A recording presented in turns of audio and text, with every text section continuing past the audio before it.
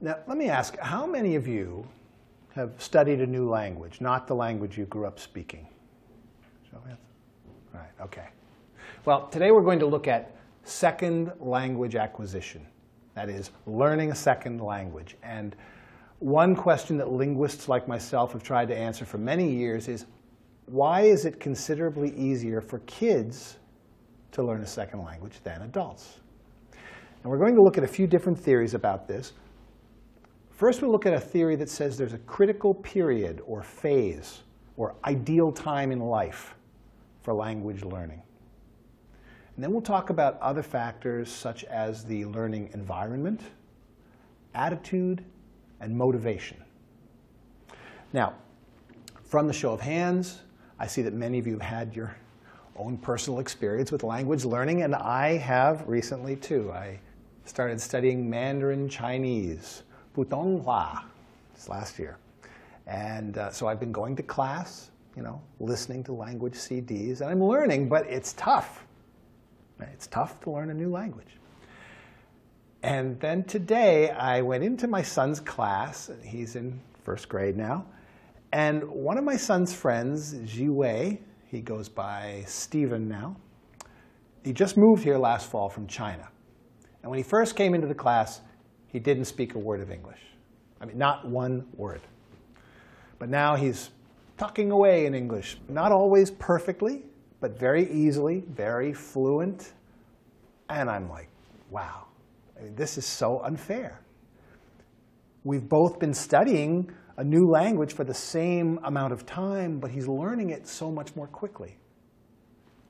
And this is, in fact, something that linguists are very interested in, understanding this difference between how kids and adults learn a new language. Now, one explanation is that there's a critical period for language learning. And this theory was first introduced in the 1960s by a linguist named Eric Lenneberg. And Lenneberg's theory says that during childhood, language learning is very easy. Basically, our brains are just ready for language learning. But later, starting in adolescence and as we get older, our brains change. We lose this childhood ability, and it becomes more difficult to learn language. And that's why adults have trouble learning a new language. Well, and if you're an adult, that's a bit discouraging, right?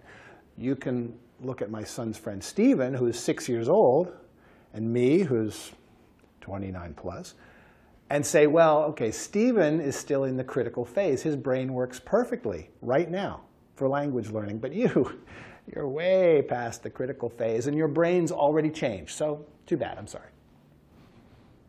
But wait a minute, is this comparison between me and Stephen really fair?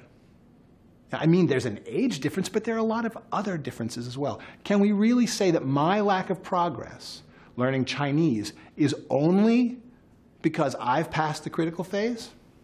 No. Many people, including linguist Robert de Keyser, would say no. You have to look at other factors. Okay. Now, one obvious factor in second language acquisition is environment, the place where the person is learning. So Stephen is here in an all-English environment where he's speaking English all day at school, and all of his friends speak English.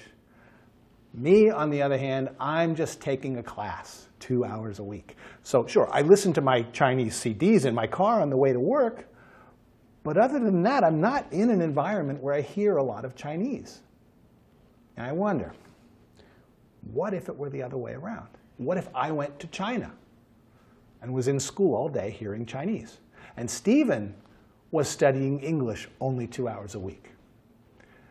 Do you think that would change how well we were each learning the language? Yeah, I'm sure it would.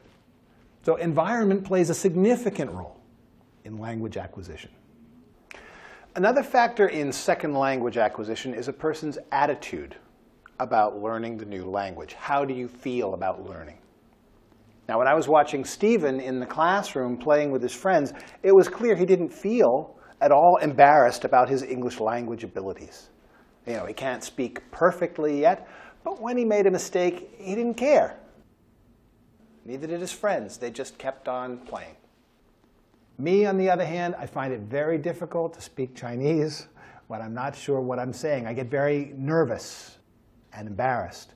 And as a result, I don't practice speaking as much as I should. So clearly, a person's attitude about learning is very important in acquiring a second language. Finally, the last factor we'll look at is motivation.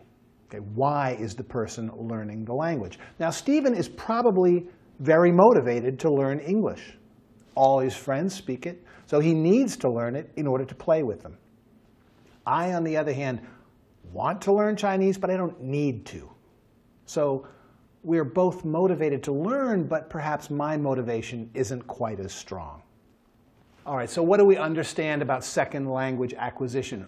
Well, there does seem to be a critical period in childhood when language learning is much easier, but it's important to look at all the factors, and there are several, including environment, attitude, and motivation, which help decide if someone is going to be a successful language learner.